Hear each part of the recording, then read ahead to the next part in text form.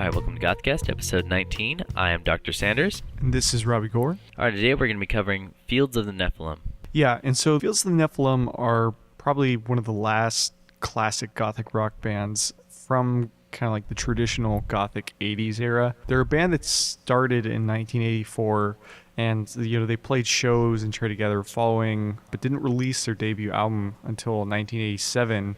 And while other bands, took a similar approach of publicity direction, bands like Sister Mercy or the Mission UK, I think that part of the reason that although the Fields of the Nephilim are considered, a classic gothic band, they're not as well known, is because of that gap. It forced them to come onto the scene much later in the 80s, and so they kind of came around when things were starting to slow down for goth. Yeah, I think that that's kind of one of the problems. When we talked about the Mission UK, one of the things that we addressed right off the bat is that not as many people listened to them as, say, Bauhaus, and that was because, their first album was released, I think, in 1985. Yep. And so it's not really grouped in with those albums that, whenever it's like classic albums, you'd be like, oh, like these are the years, like probably like 1980 to 1983 or 4. Yeah. And with Fields of Nephilim, their first album being released in 1987, I think that kind of led them to be grouped separately from a lot of the other bands. I mean, even the Mission UK is usually considered one of like the top gothic rock bands, but Fields of Nephilim, if it is included on lists of top goth bands, it's usually a little bit lower on the list than some of the earlier bands, even if their sound is pretty much the definition of gothic rock. Yeah, and it's funny too, and we'll get into their change of musical direction, but even before that happens, I feel like they're already kind of starting to be associated with kind of industrial rock because they're coming up alongside a lot of bands who are industrial rock at the same time, who kind of took over the gothic scene as things had declined for gothic rock. Yeah, and we're going to see some of that influence this band, and it makes sense in terms of what they do.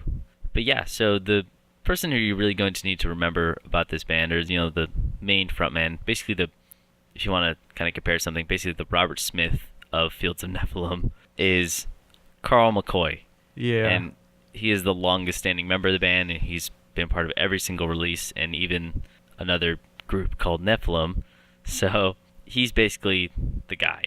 And there is the classic lineup that we're going to talk about when we talk about the first 3 albums. That's what people consider the classic lineup of Fields of the Nephilim. Yep. But the thing that stands out about Fields of the Nephilim, apart from a lot of the other bands like Sister Mercy and a lot of things, is their look is very heavily based on like spaghetti westerns. Yeah, so their image draws hugely on Sergio Leone's spaghetti western films. So they've got dusters on, they've got a weather-beaten look.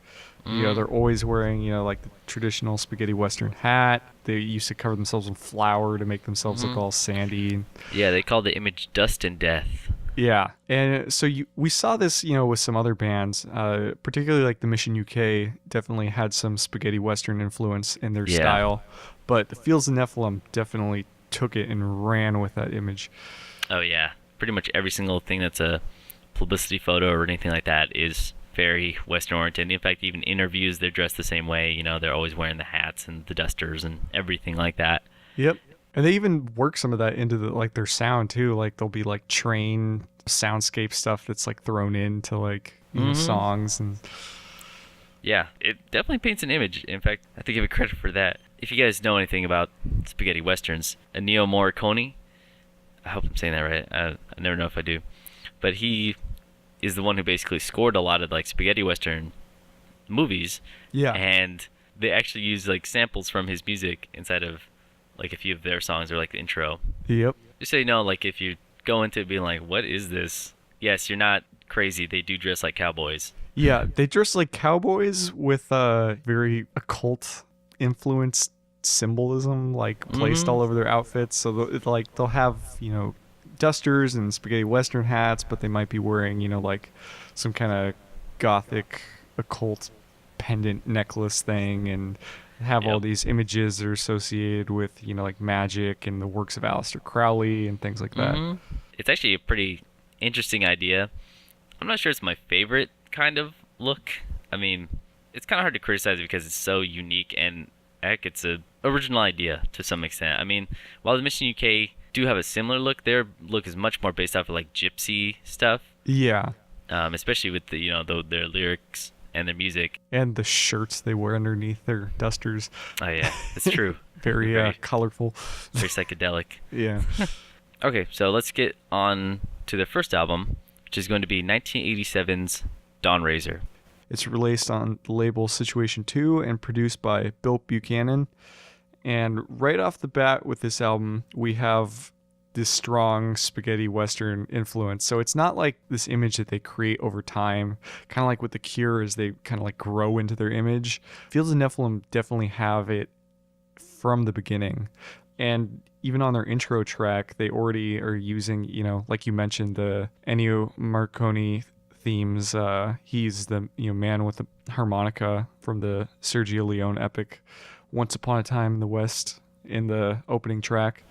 Good movie. Yep. That's really true because they had this idea right from the beginning. The music actually on this album really reflects that sort of Western influence. And that's not to say that you're going to hear like a million trumpets or anything, like... Yeah, it's not a Quentin Tarantino film. No. But you do have like a very distinctive sound of like kind of like the way the instruments and the music for Westerns is mixed and produced. You have like very kind of upbeat, snappy drums, and you have kind of like reverby, kind of like surfy influence guitar. Yeah. But the biggest influence on this one that is different than a lot of the other Gothic bands, which were more influenced by like punk music, is it's like way more based on like blues and hard rock. Yeah, it definitely so much so on the hard rock side that a lot of music reviewers at the time kind of grouped them in with metal bands more than they did with Gothic rock. Because Dave Dixon of the British Music Magazine he praised the band for what he called the concept of a spaghetti metal. It's really difficult to say. I think that it's a little too soft to be heavy metal.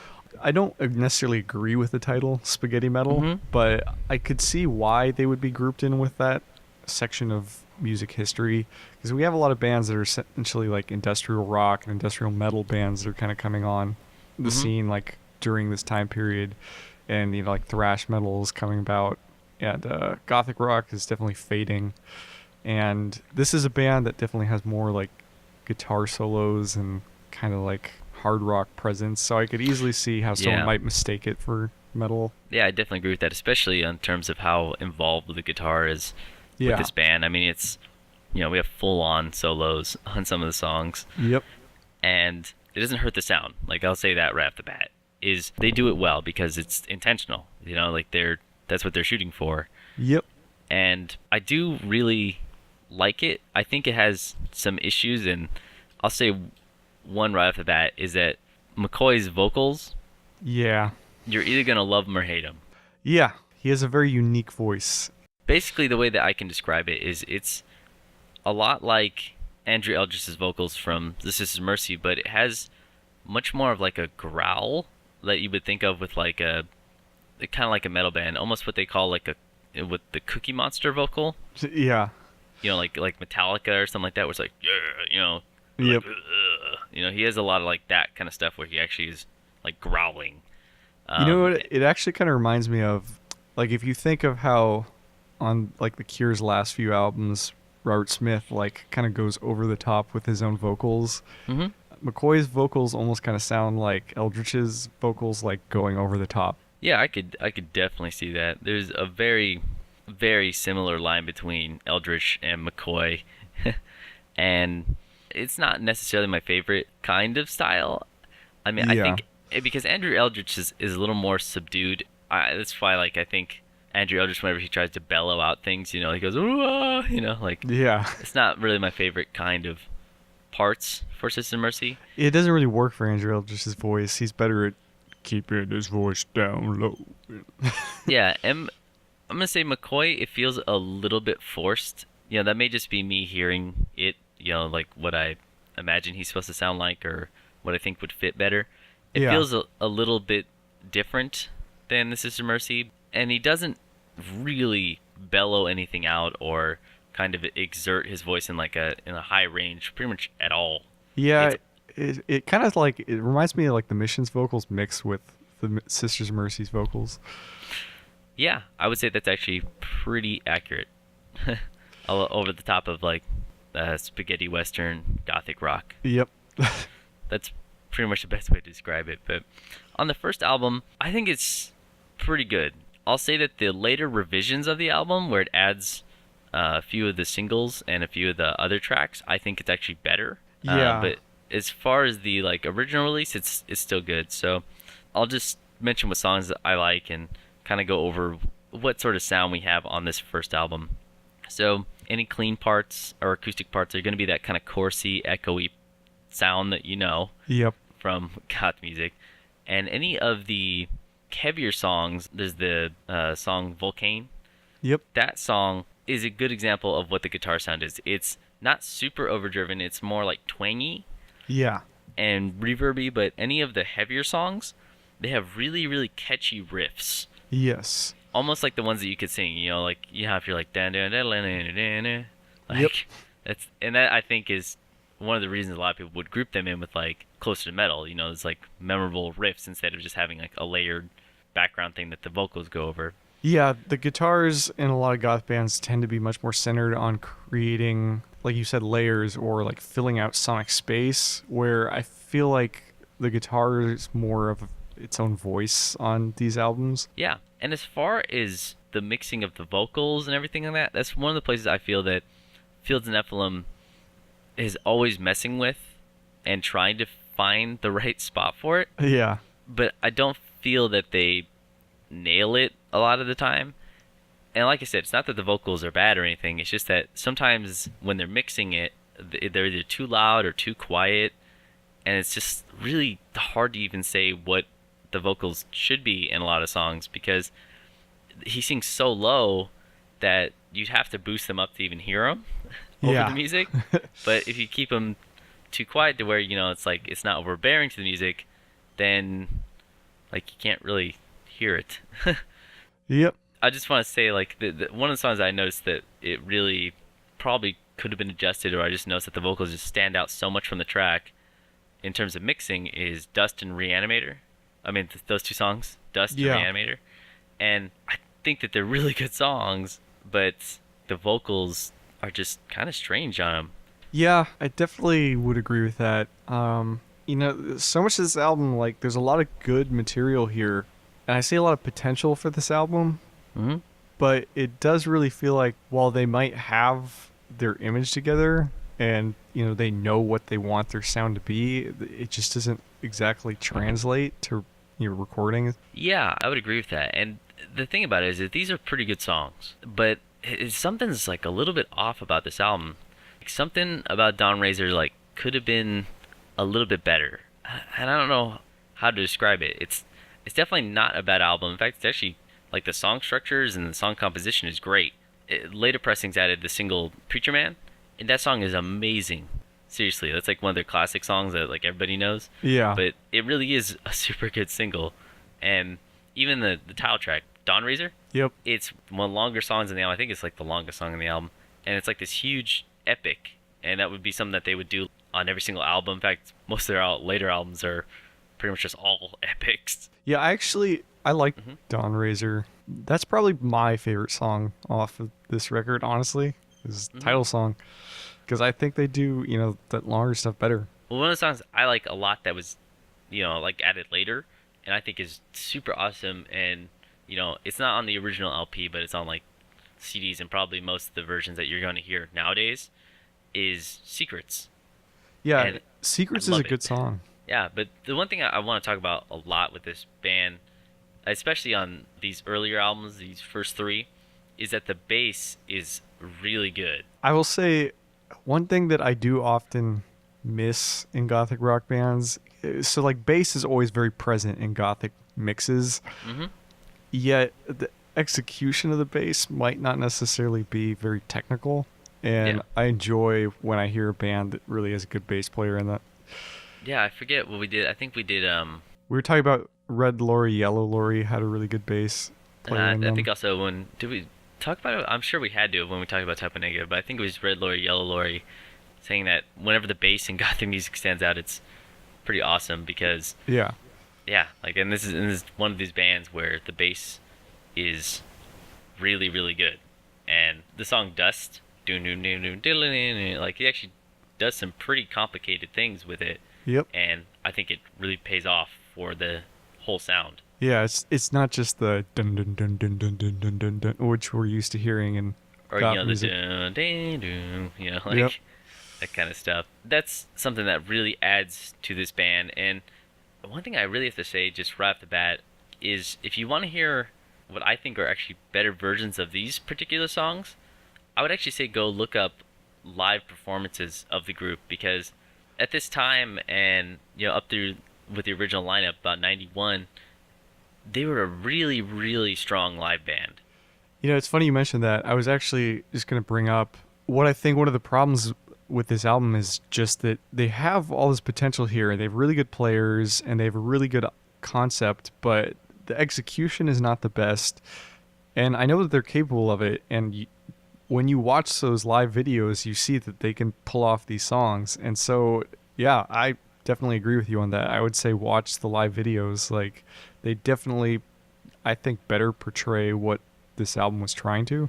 Yeah, well, I think that's a total compliment to the band, because I just feel that the way that this album is produced, the songs blend together a little too much, even though they are very distinct. Like, I mean, Dawnrazor doesn't really sound like Volcane, and the sequel, it's the closer on the album. Yeah. I think it's really good, but it does kind of blend in just because I think it was just produced in a way where they didn't have a ton of energy in the performances, or maybe just it was mixed out.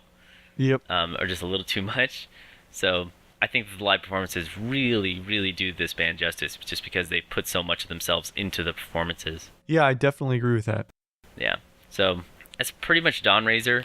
It basically established Fields of Nephilim as, part of the next wave of gothic music. I think technically they're still would be part of the original wave of gothic music, but a lot of people don't really think that just because it came in so late. Yeah.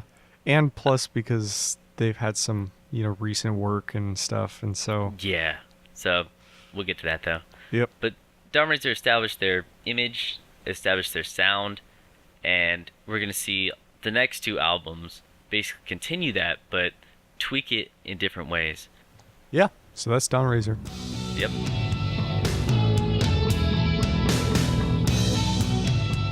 Okay, so it's going to be the news segment for this episode, and definitely the biggest piece of news since the last time we recorded was the death of David Bowie. Yeah. And it was pretty crazy because it was recorded one day before he died. The last time that we recorded the Cure episode was the day before he died. Yeah. And it was weird to us because we were talking about Lemmy dying, and while we were recording episodes, and we kind of like talked about what if David Bowie died, and then all of a sudden the next day he died. Yeah, I'll actually insert the audio clip from that news segment into it. Basically, Yeah. it's an outtake from the news where I say, oh, so that's the news. So David Bowie died. And Robert basically says, oh, no, David Bowie didn't die. It was Lemmy who died. And it was the day before he died. Yep. So I'll insert that clip here just so you can kind of hear. I'm one of the few people who likes Earthling, so Yeah. I definitely am never really disappointed with David Bowie at all. So let's get into news stories for this week. So the unfortunate death of David Bowie, people irate about Monster High. And You mean the death of Lemmy? did I say? You said the death of David Bowie? The death of David Bowie. No, David Bowie's not No, dead. David Bowie. Okay, so that's going to be our news segment for this week. But then it was really creepy, like, that happening because Donnie killed David Bowie. No, I did not. But I just really remember that. I was like, whoa, like, that was weird. But yeah, so I'm sure a lot of people have had their 2 cents on David Bowie, and I'm actually going to make a video about it. And you're probably, honestly, people are probably sick of hearing people talk about it and announce that. But screw you guys, because we love David Bowie. Yes, we love David Bowie. I've seen like a million photos of Jareth the Goblin King from Labyrinth. I mean, man, Yep. that was just like destroyed our feed on Instagram that day. That was like the only image, like for the whole day. But yeah, David Bowie was such a unique musician, and I've been planning to do album reviews on his stuff, like you know how I do the Cure album reviews, and I did like the Bauhaus one. I've been planning on doing a David Bowie one, but damn, it's really hard because even to where to start, because a lot of people don't know that he was actually on many albums before he even released his own solo album. Yep. So man, like it's just crazy. Cancer's just getting everybody, isn't it? It is. So many people have died in the past like 2 weeks. Yeah. Yeah. It's honestly like it's, you know, I don't normally get really like sad about celebrity deaths, but I honestly have to say that the David Bowie one kind of hit me a little bit. Like, you know, Lemmy dying, like, I don't know, I felt like he kind of went out in his own way, and, you know, sad that he died, but, you know, people die. And I still kind of have that sentiment to some extent with David Bowie, but he will definitely greatly be missed, and he was a giant of music, and to lose him is, you know, monumental. Mm-hmm. Yeah, actually, if there's some people want to know, or like, want to listen to that maybe is uncommon David Bowie stuff, I actually recommend his 90s albums. I mean, I don't know if like Earthling just got repressed or something, but I've seen that everywhere. It's definitely like the poppier of his 2 electronic albums. I'll say that. And then the other one is going to be called Outside, and that's a really unique album, hugely influenced by like Nine Inch Nails. And yeah, it's a very kind of like industrial influenced, you know, album. Yeah, it's really, really interesting. So it's one that most people haven't heard, so I really recommend that one. But we're gonna do like a video tribute to him pretty soon, if I can get around to it. Just talking about his influence and how he affected, you know, us, and just what I recommend from him, and maybe some of the little more uncommon things, because you might have noticed, and this isn't to discredit anybody, but there's so much of a focus on the Ziggy Stardust and his like 70s and 80s stuff. Yep. That I feel like a lot of his other albums get lost in the wake. I feel like literally people listen to like the song Space Oddity from his first album, like from, you know, David Bowie, and then not from his first album, but you know what I mean. They basically listen to Space Oddity from that album, and then they will focus on like, you know, Ziggy Stardust era, and then Modern Love kind of stuff. Yep. And then usually like China Doll and things like you know, Just Dance, or, you know, stuff like that. Yeah, Let's Dance, and then, you know, obviously like The Next Day and stuff, where people, but there's like a ton of stuff that, you know, isn't super talked about. Yeah, well, and even for The Next Day, like, that was a really critically acclaimed album, but honestly, like, amongst like the masses, is not like a very listened to album by David Bowie, which I think is a shame. Yeah. So, I mean, who the heck listens to the album The Buddha of Suburbia? You know? Yeah. Like, there's some really or Hours even, for that matter. Yeah. So, I think part of that is just how much sheer material David Bowie actually released. Yeah. There's so much. It's true. It's really true. But yeah, I just noticed that, like, in his death, so many people are just like, Ziggy Stardust, Ziggy Stardust, Ziggy Stardust, like, and there was much less of a focus on his career as a whole, and much more focus either on like his new album, which obviously that's very easy to reference because it's just like, oh, it's brand new, like everybody can jump on that bandwagon. Yep. And then Ziggy Stardust stuff. That's like it. Yeah. I'll That's say not, his new album, it's very reminiscent of his 90s stuff. Yeah. It's probably about as close as he's gotten to it since then. I'll definitely say that. But yeah, it's extremely tragic. Like we said even before, that he had a lot of health problems, and he quit touring. So, I even said, I think on a previous episode, that I didn't think he was ever going to tour again. Like, he said he wasn't going to tour, and I didn't think he was ever going to change his mind.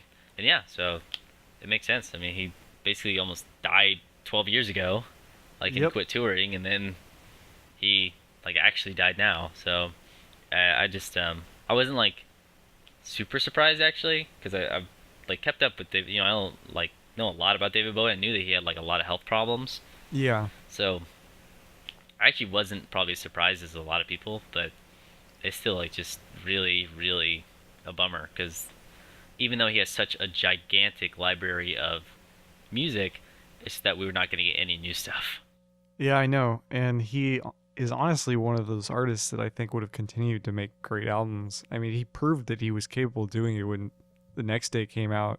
Like, no one thought that he was going to come out with an album that was as successful as that. I don't know. And then, I mean, even you look at like people like Bob Dylan or something like that, artists from a very similar era, and like they still release stuff, and it may be big with the fans, it may even chart, but it doesn't Bob Dylan doesn't really chart anymore. Well, yeah, but it doesn't have as much of an impact as say something like that. And The Next Day, I mean, like even teenagers were picking up The Next Day and listening to it, so it's that just shows you how successful and how much it transcends generations. It's crazy.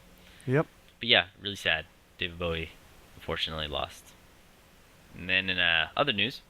Yeah, so our other piece of news that we have is that the Cult has both a new album and a new tour. So they've got Hidden City, which will be released on February 5th, and they will also be going on a North American tour.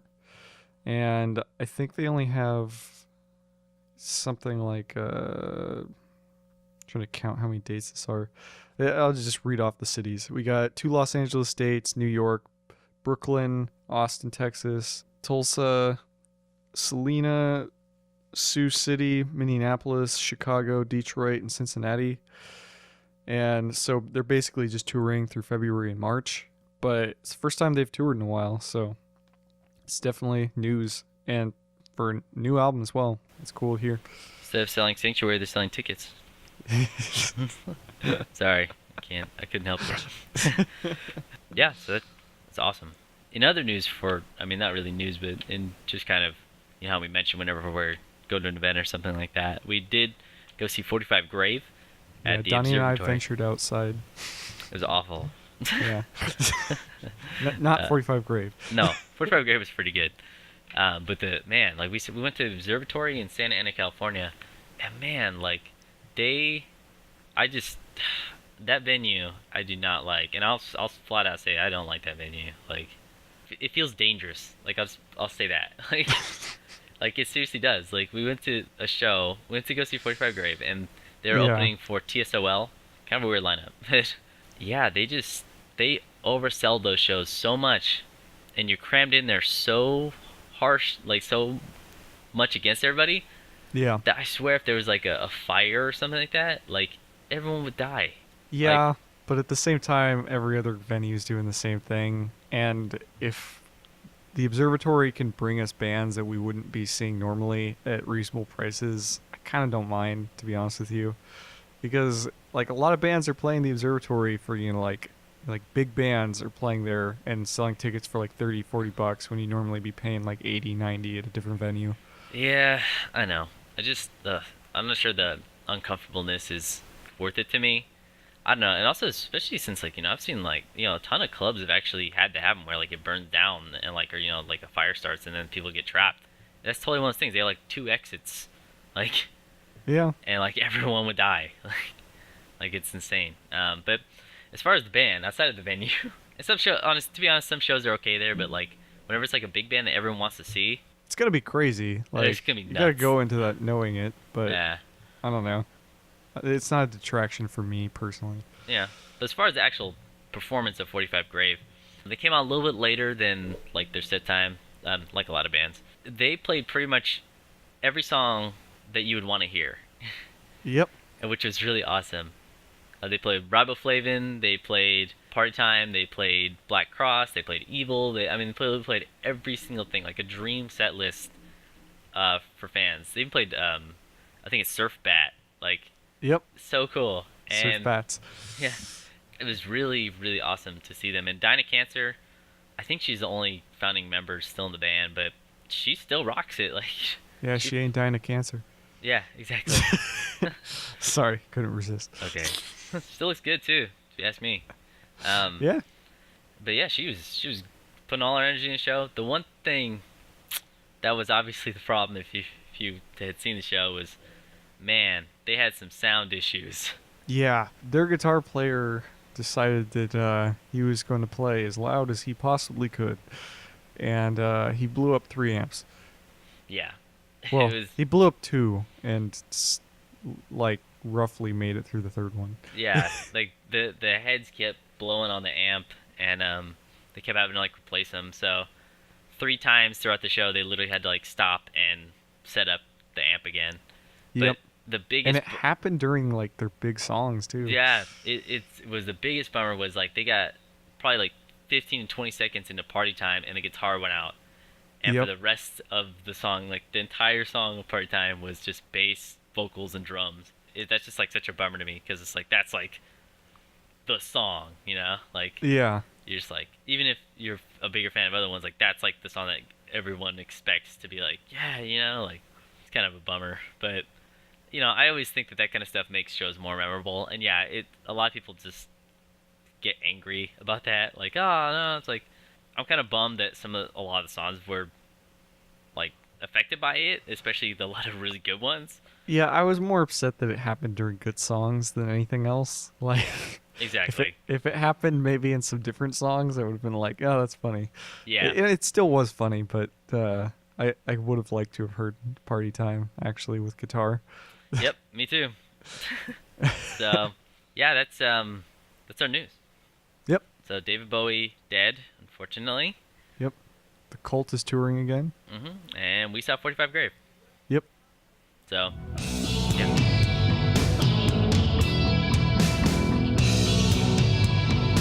Okay, so now we're on to the Nephilim, released inside of 1988, and this is their sophomore album. And I'm gonna say right off the bat, I think it's kind of more the same as the first album. Yeah, it's definitely a continuation in the same kind of sound, and they're definitely pretty much just going to continue what they've been doing. But I will say that this album performed better than the last album did. So this came in number 12 in the UK album charts, and they have some more development of their sound and image. On this album they start to draw on all these influences from like things that would be gothic staples, like H.P. Lovecraft's Cthulhu, or Moonchild is from an Aleister Crowley novel. And you have along the spaghetti western line, the opening track again is a throwback to a spaghetti western film. Yep. And band likes the intros. The opening track, Endemoniata, shares its name with the Mexican horror film. Yeah.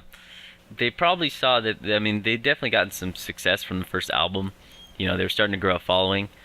And what I think was probably going through the band's head is like, why fix it if it ain't broke kind of thing. Pretty much, yeah.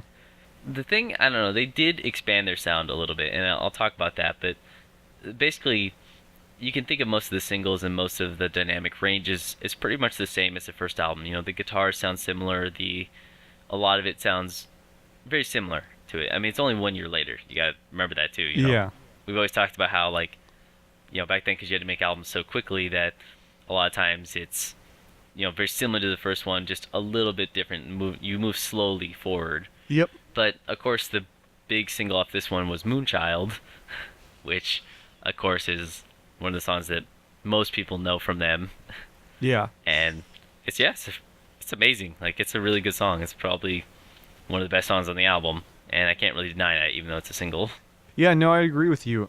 Moonchild's definitely one of the best songs in the album. And then, again, we have sampling from films again happening. Mm-hmm. They've got Ron Perlman's Hunchback character, Salvatore, from The Name of the Rose. Yeah, it's so cool, though. I think that stuff is awesome. Like, I think it's easy to overuse it, but I think they do it, like, sparingly enough to where it's still charming. I agree. And it's a lot of the trivia about their albums is cool. Like, this album in particular was recorded in the Justice Rooms, which was a former courthouse in England's Somerset countryside where defendants who were sentenced to death were hanged on sight. That's so crazy. That's like so cool. I don't know. Right? It kind of reminds me of the whole thing with like Nine Inch Nails recording in the Sharon Tate house. Yep. It's just like, hey, let's go be surrounded by death for like a few months. So Yeah, I think it's cool too because it plays into their whole spaghetti western thing where it's like it's like hangings. It's not like people being shot or something, but yeah, exactly. It definitely helps the image. I gotta say that. Yep. But yeah, the other songs I really like on this album, probably my favorites are The Watchman. I think it's just really good song. Yeah. I love Love Under Will. That's super good guitar on that. Yeah, like, Love track. Under Will is one of my favorites. I actually do like the opening track a lot just because of the stuff they do with it, the kind of references that they have to the films. And But I think my favorite song on this by far is Last Exit for the Lost. And this would be one of the songs that like most fans would really become attached to. Yep. Even though it's a 10-minute song. Yeah, and 9 minutes and 42 seconds, folks.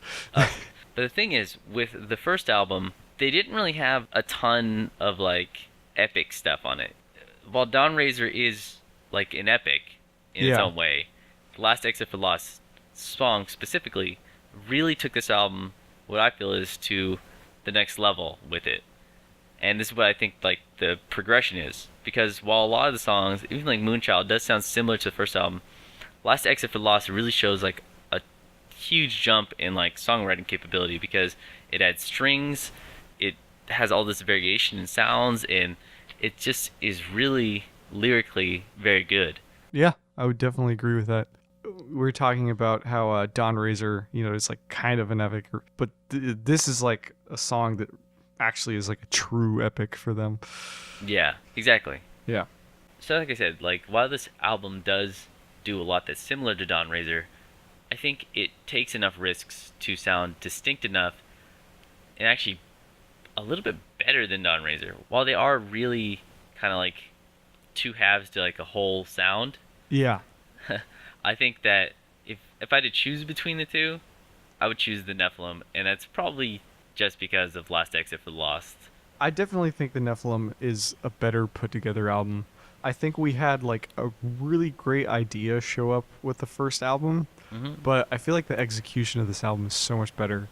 And I think our opinions even kind of mirrored by like a lot of the critics at the time were saying that like, yeah, this is really cool that they're doing this kind of spaghetti western thing, but that first album, critics were saying they wanted to say it's great, but they couldn't give it like a full 5 stars because it just didn't quite do what they were trying to do justice. Yeah, I think that that's actually kind of valid to say, is that the first one was more of an idea. Yeah. And it has good songs, but it was more of an idea that they were experimenting with. And then with this one, they cemented it. I agree. It just feels like more of a stronger album. I don't know how else to explain it. You have to kind of hear it yourself, because I could almost guarantee that most people who hadn't heard Fields of Nephilim, if you just shuffled the songs from both these albums together, it'd be difficult to pick them out. If you take them each separately, like the best tracks from each one, I think the Nephilim wins out. Oh, I definitely agree. One place I want to say I do not like this album with is the album art. I do not like that. Yeah. Like at all. Hey, the last one, wasn't amazing, but it's still better than this one. The last one was at least cool. It had even if it's not like the best put together piece of art, the silhouettes and stuff, it looks really cool for Dawnrazor. Yeah. But for Nephilim, it's just like plain brown, like weathered book cover look. Yeah. I'm not a big fan of that look at all, and I don't like it. I'll say right off the bat, and I wish it had a different cover. And if they were going to do it, I'd like to see something rather than it just be an image of that. Like maybe like do something texture wise with the album, but yeah, still just brown is a little boring. Yeah, exactly. So that's the Nephilim. Yep. Okay, so now on to Elizium. So this is the last album with the classic lineup, or at least what many consider to be the classic lineup of Fields of Nephilim, and the last one that I think has like their super classic sound, at least somewhat. And so it's bass guitar is Tony Pettit, guitar is Paul Wright, and then Alexander Wright on drums. Yep. And then Peter Yates on, of course, guitar game. Yep. And of course, Carl McCoy. Well, like we said, Carl McCoy's on every release. Yep. But with this one, I gotta say, it's not really my favorite. and I want to hear what you have to say about it first. Okay, so yeah, I'm going to say that I definitely think that was, while the last album was a step forward for them, I feel like this album's kind of a step back. And I think part of that's due to some of the changes that went on. Yes, they still have, like the classic lineup, but they switched labels. They have using a different producer, and they're also co-producing themselves, which works well for some bands, but for others, not so much. Yeah. And I feel like I don't know. I feel like this album is just not. I don't like saying it, but it's not as good as the other two, in my opinion. Yeah, I would agree with that, and just in terms of the other two are more unique. Yeah. And the way I'll describe the sound on Elizium is, yeah, they got like a new engineer, and like I think he worked with Pink Floyd, and some of that actually comes through. Like you could definitely tell that there was some influence on that. Yep. From the producer, and I think it's the engineer. See, yep. It's the producer. He is a recording engineer, but okay. He's their producer. Yeah. So you do have some of that coming through on this album, is the kind of psychedelia and Pink Floyd-esque sort of sound. But what I think the biggest problem with this album is it took the kind of raw sound that they had on the first two albums and made it more modern. And I'm using air quotes for this. Yeah. Because like the late 80s, early 90s when it's being recorded, and it definitely has that sort of crisp kind of sound to it where all the instruments kind of blend together for a dynamic range. Yeah. And I think it makes it a lot less unique. It's not as gritty, and while it does have a fuller sound on it, like you definitely have like a fuller mix to it, I think it really detracts from it. Yeah, I would agree with that. This album, yeah, it's funny. One critic called this the band's best all-around album, but I really disagree. And it's not because, there aren't good songs here, but I feel like something was just lost in translation. Like bands, periodically will kind of change up production and change up the way they record things. And a lot of times it's for the better, but I don't really think it worked out for them this time. I think that just the move to make it more modern, maybe a little more accessible, yeah, is the biggest issue. Now, it may have worked out for them, like there is the hit on here, or at least I think it was, it has a music video, it's a single and everything for Summerland. It definitely showcases that crisper, more dynamic sound, or more poppy sound. I don't want to say poppy because they're not really poppy. They still are rock songs, but it's more like modern rock sound of the 80s than it was like. Well, I'll say, like for me, it's like the beginning of the 90s sound, because this album comes out in 1990. So like this is a shift we're going to see in the way a lot of bands record their albums. Like things are going to be much more heavily compressed. Things are going to not have as much dynamic to them. It's kind of like every song's going to they're just going to try to like squeeze out this like flatlined rock song. Yeah, I definitely agree with that. In fact, that's like really the biggest problem, is that like a lot of these songs are kind of just taken down to their like basic roots to make the most catchy song they can. I don't know, it's really hard to pinpoint, but even like when they add solos or anything in there, it feels like it's very like, okay, this is this many bars and this is where it's supposed to go, kind of thing. It feels less sporadic, whereas the other albums really had that. And there's less growling vocals. Yep. Definitely. It's even weird, like McCoy doesn't even sound like himself on some of these songs. Yeah. Like For Her Light, that song is a pretty good song in general, but like the vocals, when you first start listening to the album, like they're kind of like take you back a little bit, because you're used to like the kind of like deeper growling vocals from McCoy. It's probably, there's maybe some comments about that, and tried to soften it up a little bit. But then you also have like the psychedelia kind of on this album. So like Submission, that song has totally like super psychedelic influences.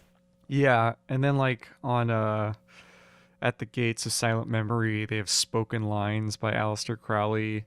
So they're getting like much more experimental and kind of like psychedelic and soundscapey with their their material. Oh, one thing I really want to mention about this one is that there's a lot longer songs on here. Yeah. The actual album version of Summerland, like while you may be familiar with the single, which is like I think like 3 to 4 minutes long, the actual track is like 11 minutes long.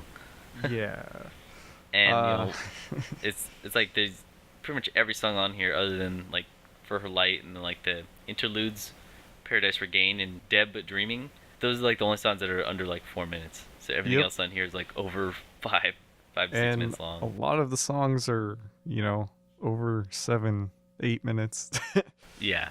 Yeah. So moving really towards that kind of sound, like you're, you know, towards what like a lot of gothic bands do is they get longer songs the farther they go into their career. Yep. But one thing I want to talk about, and this just jumped out at me, is the Whale of Sumer. I think that's how you pronounce it, or Sumer. Yeah, I Like, don't know how it's pronounced. I think it's Sumer, but the It's guitar probably on Sumer. that is totally sounds like a Pink Floyd guitar. Absolutely, like the solos and stuff, or like they completely sound like something from Pink Floyd. And I just like had to mention it because when I was listening to it, I mean, it almost sounds like you take it out of a Pink Floyd song. Yeah, no, I definitely agree.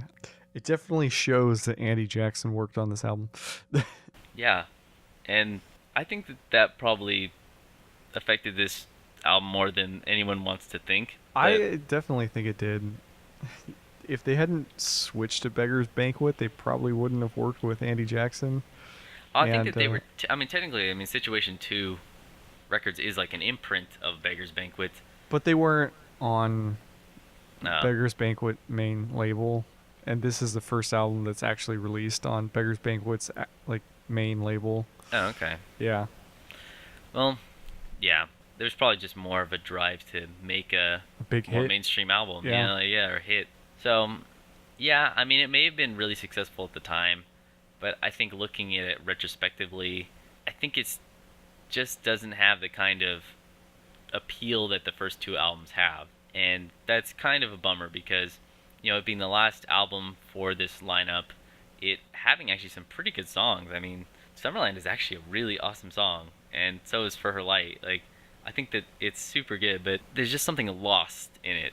Yeah, I definitely agree. So, do I recommend it? Kinda. I mean, I would just say listen to the first two albums first, just so you know kind of where they came from. Because if you listen to this one first, it may not grab you as much as the other ones do. Because I think the biggest appeal of their first two albums nowadays is that even today, they still sound really, like, unique. Not necessarily, like, modern, you know, like an album that would be released or recorded today, but they definitely are unique enough and have their own kind of sound enough to where it's like, oh man, like I'm gonna check out some more songs from these guys. Yeah, definitely. And one thing that works in their advantage is that so many goth bands have kind of fallen out of the mainstream and are no longer touring, or if they do tour, it's kind of like a special one-off kind of thing. But Fields of Nephilim is still, you know, active and touring and, you know, doing work. Yeah, but then what we're going to do is we're going to have a big jump here. But one thing I want to mention, again, before we close out our discussion on this album is, what the heck is the album art for this? I have no idea even what it is. Like, I've seriously pulled up the image, like, super huge and have, like, a big printout of it. I don't even know what it is. It's like, I think it's like a torso, but like a bird or something. I don't know. I thought it was a man standing over something. I can't tell it, like, because it looks like I know what you mean by like it maybe a bird, but like it looks like it has legs like underneath. So I don't know. Look for yourself. This could be the Elizium cover game. So honestly, I think it was they were going for like edgy kind of like shock value, because like even with the way Elizium is spelt, like that's a reference to, you know, like mythology, but they changed it, you know, to put like a Z in there and got rid of the Y because it was Elysium. They changed it to Elysium, and I don't know. I thought that was a little gimmicky. You know, well, never mind. So, not going there. Yeah. But yeah, so that's Elysium. I still kind of recommend it, but it's blends in more with like the decade of the 80s. Yeah, I think it's worth a listen. However, I do think that the other two albums hold up more. Yeah. So, yeah, that's Elizium. All right. Okay, so what we have next with Fields of Nephilim gets a little complicated. And what I mean by that is... McCoy leaves the band. Yeah, basically the band breaks up. Yeah. And McCoy forms a band called Nephilim. It's spelt slightly differently. Yeah. It's Nephilim. Yeah. So, and then he released an album called Zune. And Zune was much more of its time. Yeah. And what I mean by that is a much more like industrial and alternative rock influence. Kind of like... It's a much heavier album. Yeah, I would really compare it to like Typo Negative and Fear Factory, if people are familiar with that. It was really like the two bands most people would associate with darker music in the 90s. Yeah. That isn't like, Pantera or something. Zune on its own is not really an official Fields of Nephilim album. It's seen as a separate entity. They don't really play songs from it. And the rest of the band continued to tour, not under the name Fields of Nephilim, but under the name Rubicon, and they released 2 albums. And then disbanded. Yeah. So it's kind of an interesting time for the band in the 90s. And we will get to Zune and some of that, but we're going to focus on what is like the next real release. Yeah. So, but before we can even get to that, there's a 2002 album, and it's called Fallen. Now, many people thought that this was the next official Fields of Nephilim album. But what it actually was is it was taking them quite a while to actually make the album, and without McCoy's consent, the record label basically took a whole bunch of demos and mixed them and released it. Yeah. Yep. McCoy describes it exactly as an unauthorized cache-in of unreleased demos pilfered by the label. Yeah. So McCoy is very angry about that. In fact, I don't think they played like any songs from this album live anymore, and it was I think a sore spot for him. So Fallen doesn't really fall into the category of like the 4th album. In fact, McCoy says it's not our 4th official album. Now the next album that actually is the official 4th album for Fields of Nephilim, so it's like 3 albums that we have to like disregard. Yeah. The actual official one is Mourning Sun, and it came out in 2005. So it's the first album in basically 15 years, and it's a very interesting one. Yeah, so with this album we see a lot of change for the band. Them being apart for so long probably played a huge role in that, and Zune, I think, played a big role in the change in direction of their music. But so this album is kind of like industrial in a kind of way. Yeah, in fact, that's actually a huge thing that defines this album. Is one, I gotta say, again, really long songs on this album. Yeah. Pretty much every single song is over 5 minutes long, and there's a few that run over 7 minutes long. So a lot of really long songs.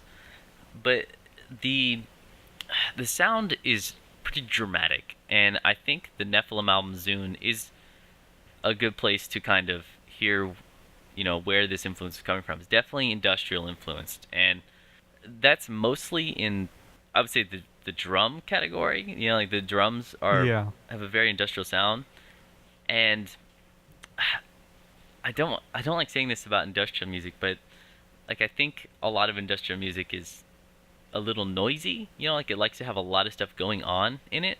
Yeah. And there is an appeal to that, when it's done correctly. I think even like My Life the Thrill Cult does it really well. I even think Ministry does it pretty well.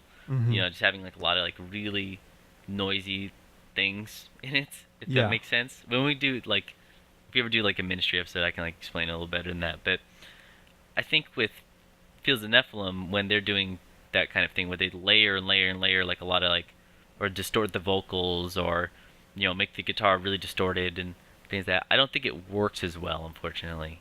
I would agree with that, and I think that part of the reason that this changed so much is just that This album is essentially just Carl McCoy. He recruited a bunch of band members to, record on the album, but he never disclosed any of their entities or whether they actually wrote for the album. And he never disclosed whether or not they were part of the touring band. So we really have no idea who's on this album besides Carl McCoy and a bass player who worked with McCoy on the Zune demos, and then McCoy's daughters Scarlett and Eden on backing vocals for the title track. That kind of explains some of the discrepancies, but it does feel like a less of a band, way less of actual band sound, and much more of like a solo album that was recorded, like instrument by instrument instead. It definitely does not feel like a jam session in any way, whereas the first albums really did, like especially the first two. Like it definitely feels like a band.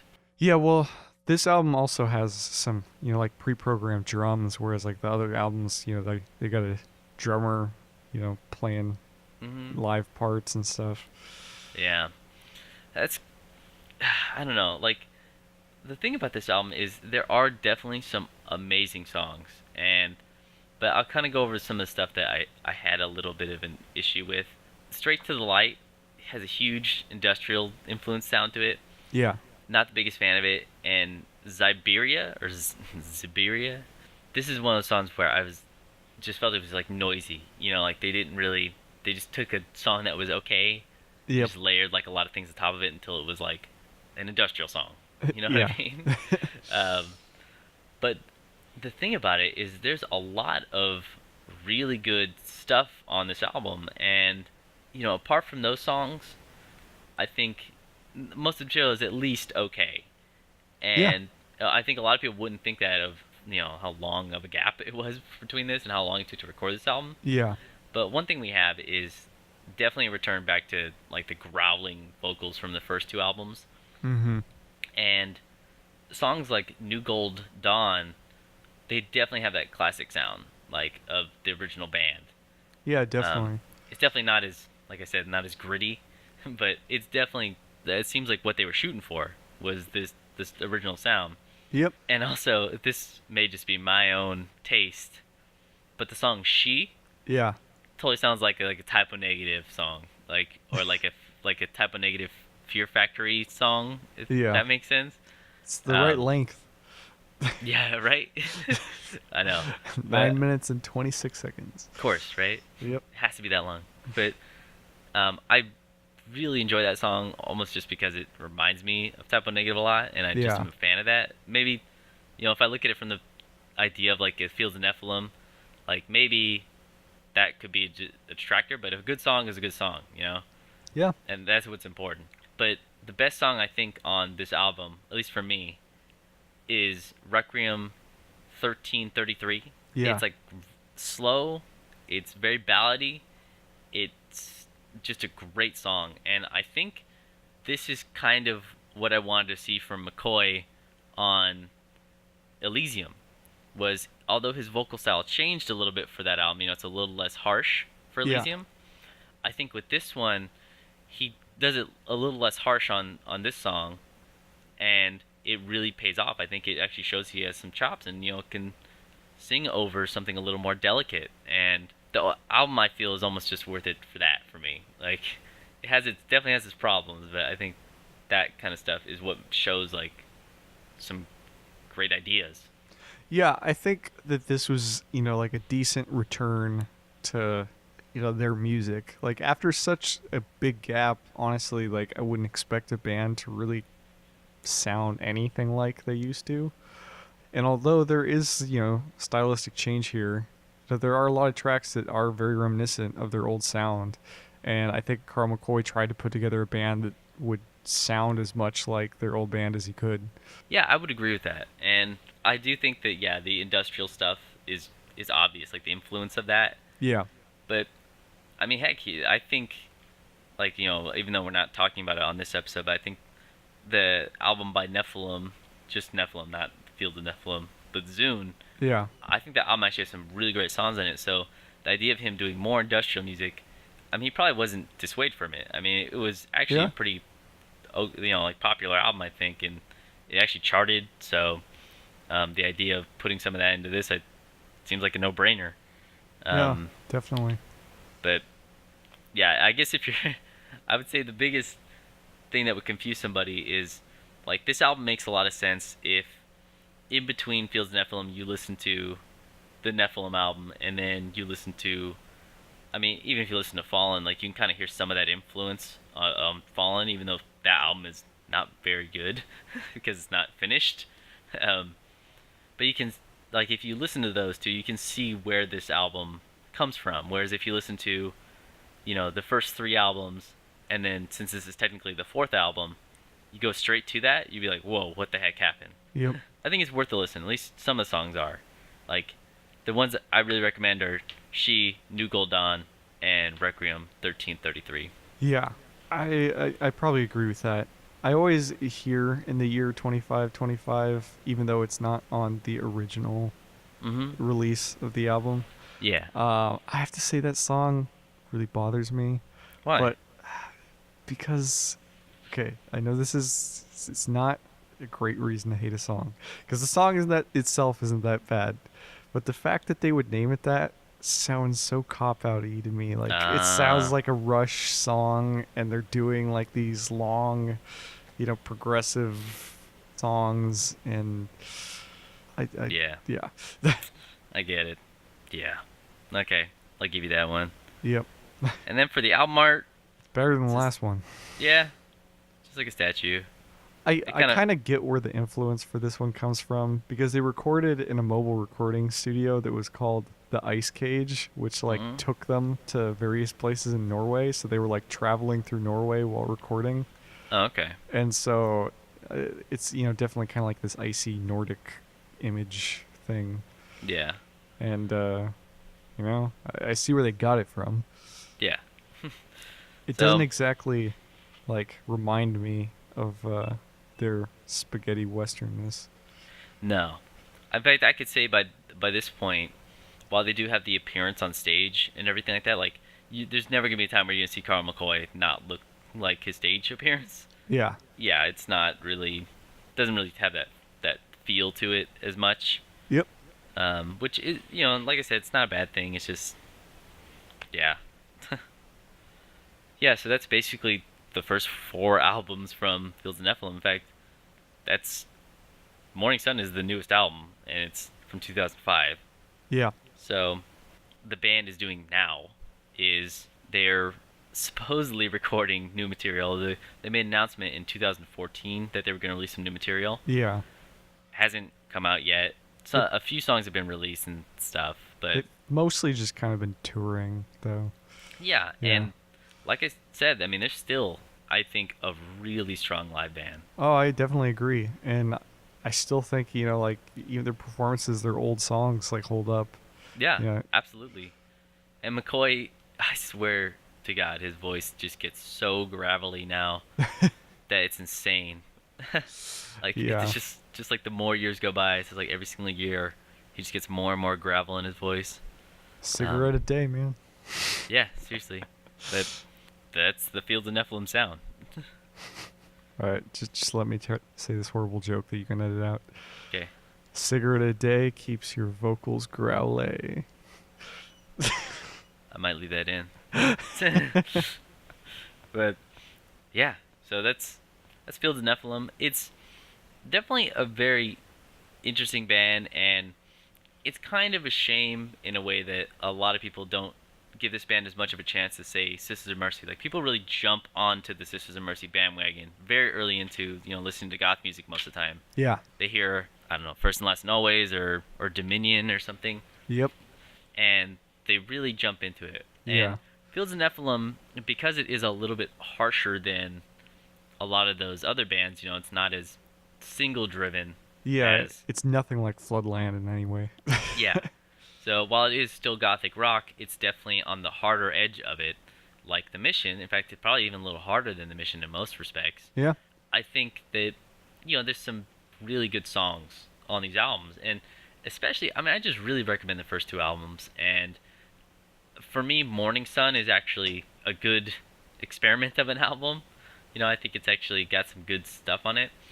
Elizium, you kind of have to take it with a grain of salt because it's just not quite as grabbing, I don't know, or it's not quite as interesting as their first two albums, or I think even Mourning Sun. Yeah, no, I would agree with that. I recommend Fields of Nephilim to you. But yeah, just be aware that it's a little harsher. I would say they're a band definitely worth checking out. And I'm not sure that everyone will get on board with them. I don't think so. Just because, I mean, honestly, and I hate to say it, is I really think that the vocals will turn a lot of people off. I agree. And that's nothing to say, I mean, against McCoy. I mean, I think his vocal style is very unique, and I think it does its own kind of twist on the gothic rock thing. You know, it's similar to, like, Sister Mercy and what people are familiar with, but yeah, it does its own thing. But I really think that style is just a little too abrasive for some people. No, I agree. I think, this band had some really interesting ideas, and I commend them for that. And so I suggest people, give them a chance, listen to them. You might find something that you like. But at the same time, I don't really expect people to necessarily get on the Fields of the Nephilim bandwagon. Yep. So there will be a part 2 of Fields of Nephilim, and we'll cover that eventually. And it'll be some of the albums that we didn't cover and maybe a few other things. But in the meantime, this is the end of this episode. This has been GothCast, and let's just plug all our social media. Now, we are affiliated with the Belfry. It's BELFRY, and it's basically a website and basically a community of Gothic podcasts, videos, blogs, artists, and they basically contribute to this community where even if you're just getting into goth or you're a seasoned veteran and have seen it all, should be something for you to enjoy. And I find a lot of things on there that I really enjoy myself. So it's the Belfry, and it's BELFRY.RIP. Yep, that's great URL, by the way. Yeah, I know, my favorite. And then, of course, we got to plug all our social media as usual. So we got Facebook, GothCast. We got Instagram, GothCast. We got YouTube channel, GothCast Space Video. Of course, we have our website, gothcastradio.com. No www. We don't do that nonsense. Nope. And we have our email address, which you can reach us at, which is gothcastradio@gmail.com. And, of course, you're also welcome to contact us on any of our other mediums. And we're pretty good at, getting back to people. And so if you guys have any questions, comments, suggestions, feel free to contact us. Yep. All right, so I'm Dr. Sanders. I'm Robbie Gore. All right, stay spooky.